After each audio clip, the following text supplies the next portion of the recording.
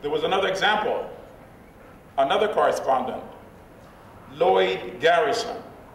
He's a descendant of the famous abolitionist, William Lloyd Garrison. So he's a descendant. And the New York Times sent him to cover the Biafra War in Nigeria. And he wrote several articles. And I read many of them, quite good.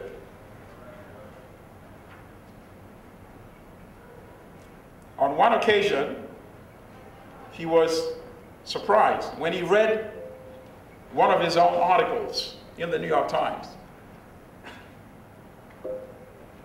He read a reference to Nigerians dressed in grass leaf skirts. Something he had not written. And how do I know this? Because in the research, I discovered the letter he wrote complaining about this. This was the rare instance where the reporter was actually complaining. But think about this carefully. Reflect upon this carefully. Editors sitting here in New York were disappointed that this article by their correspondent in Africa did not comport with what they expected to read about Africans. So somebody sitting here in New York concocted an image of Nigerians dressed in grass leaves and inserted it into the article of their own reporter, who never wrote that, and to his credit, complained about it. And actually was very specific in his letter. He said, referring to tribesmen in grass leaves, educated Africans understands what this means, and they understand what you're trying to do with this false depiction. So this was one of the few instances where the correspondent actually did the right thing and stood his ground. Obviously, these kind of depictions have consequences. It has results, it has outcomes. And I'll give you one example. This is from an African-American reporter who covered the massacres in Rwanda in 1994. He was a reporter for the Washington Post. And in the Washington Post magazine, his name is Keith Richburg. And he wrote that as he stood there watching the bodies of the victims flow along the Kagera River, obviously there was a sense of intense grief. But at the same time, he noted there was also a sense of intense relief. And why was that?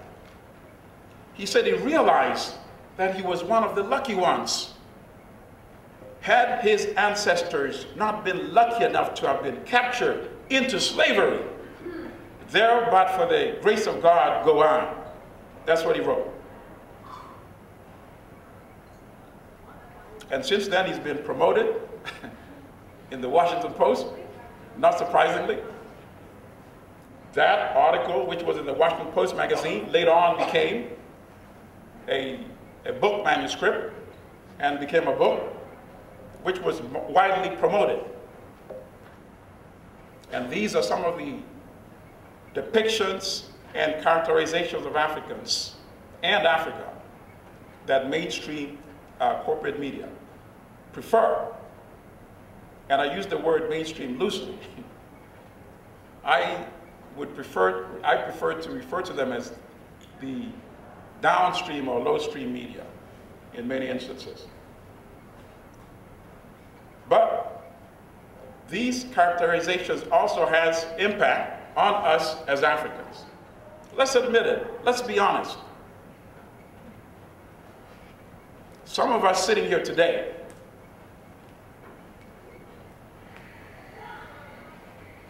may sometimes debate. We're not sure whether we want to fully embrace our African history, our African heritage, our African cultures. Let's not deny it. We know Africans who come here and after a few years, suddenly, they've forgotten how to speak their African languages. We all know somebody like that. I know somebody who changed his name because he was hoping that he would have a better opportunity to secure employment. And he was deriding another African who came from the same country as he did. He said, in order for you to get a job, you're going to have to change your name like I changed my name. And his friend called me. He was very hurt. He said, my countryman told me that I'm a failure. I'm not doing the right thing. Unlike him, I have my African name, which Americans have a difficult time pronouncing. That's what he told me. He was very hurt. And his friend, who changed his name, he did get a job. I don't know whether it was because of the change of name. But at some point, he was laid off too. And then his friend came back, and his friend, who had been hurt, called me to let me know that his friend who had changed his name had been laid off. And I said to both of them, you know, it's not a nice thing. We can't celebrate misfortune. Good evening. Welcome to Divine Speech in African Traditionalism. I am your host, Augustine Ayinibisah, Ayelah. To seek permission to speak, I rise before my father and my mother, the two individuals who taught me right from wrong. I rise before my grandfather and grandmother, the people I call my first ancestors. I rise before the deities, the land deities, the sky deities, and the water deities. I rise before the goddesses, especially the goddess Ma'at, to grant me balance so that this interview will teach and not offend. I rise before the gods, especially the god Jehuti, the God who taught human beings how to read and write, to endow me with the power of speech, and my guests to go through this interview so that we enlighten the minds of the African youth. And finally, I rise before the Supreme Being, Amon-Re, whom my tradition calls Na-Wene, to give us staying power so that we complete this interview without any interference. With this prayer, I know I am permitted to speak. On Monday, November the 26th, a very important conference was held at Herbert H. Lehman College of the City University of New York in the Music Building, organized by African Students Association, ASA, with the theme, The African Identity, Does it hinder or nurture the growth of young Africans? Such a provocative topic requires critical thinking and critical analysis with concrete answers. Mindful of that fact, ASA assembled a panel of intellectuals from diverse educational backgrounds, lifetime experiences, and qualifications to tackle it. Leading the selection was the keynote speaker, the distinguished publisher and editor-in-chief of Black Star News, Mr. Milton Alimari. Members of the panel were as follows: Mr. Kalechi Okere, President of AfriMetro. Ms. Lillian O. Ajaji, Founder and Executive Director of Global Connections for Women. Mrs. Beneta Diop, Founder of Sama Tata Foundation. Ms. Yoliswa Sele, 2013 USA Africa Ambassador. And Ms. Rao Amini, Founder and Executive Director of Association of African Journalists and Writers. Today, we have the distinguished President of African Students Association, Ms. Dziffa Ametam, for an interview. Because normally we can hold these conferences and then we don't implement what were recommended. So today, she's here to tell us what exactly they plan to do after that conference. Ms. Ametam, welcome to Divine Speech. Thank you. Tell us a little bit about yourself and how you rose to become President of African Students Association. Thank you so much for inviting me here and giving me the opportunity to follow up on our conference that we had in the fall semester. My name is Dziffa Ametam. I'm from Ghana, West Africa, and I'm a junior at Lehman College. I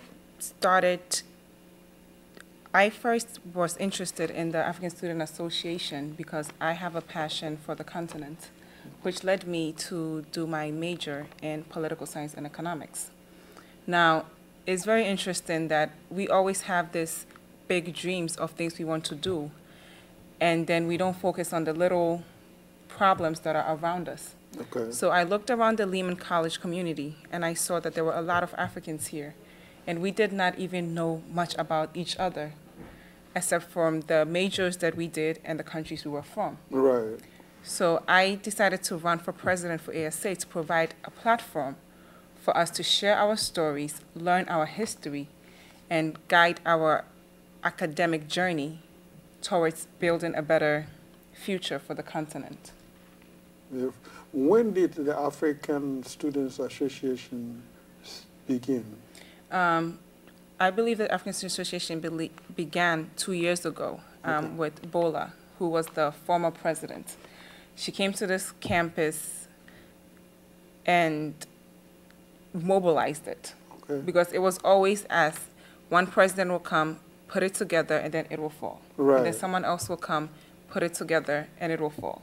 So initially, there has been an African Student Association on this campus for a long time, but it just wasn't organized properly to keep it going. So as soon as the leaders graduate, they graduate with the organization until somebody else comes and pick it up. So right now there's this continuity. Yes, when Bola was graduating, she gave the opportunity for anybody who's interested to run for the presidency. Okay. So that we can continue on with what she started. Okay. Now going back to the conference, what do you think we accomplished? Because I don't want to say that it's just the African Students Association, because Milton Alimari was there, all these gentlemen and ladies that I just mentioned were there. I was there myself. What do you think we accomplished? I think everybody walked away that day knowing that the question we posed did not just affect young Africans. And the diverse people we had in our panelists all faced that same question at some point in their life.